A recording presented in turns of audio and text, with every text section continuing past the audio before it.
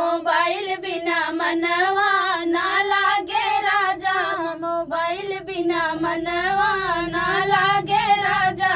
सास लागे ना लागे ना लागे राजा, ना लागे ना लागे ना लागे राजा, मोबाइल बिना मनवा ना लागे राजा, मोबाइल बिना मनवा ना लागे राजा,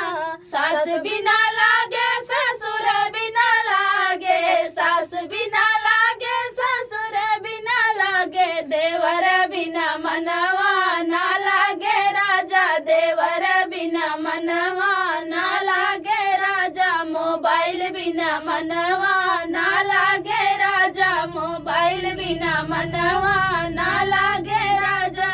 जेठ बिना लागे जेठान बिना लागे, जेठ बिना लागे जेठान बिना लागे, ननद बिना मनवा ना लागे राजा, ननद बिना मनवा ना लागे राजा, मोबाइल बिना मनवा ना लागे राजा, मोबाइल बिना मनवा ना लागे राजा,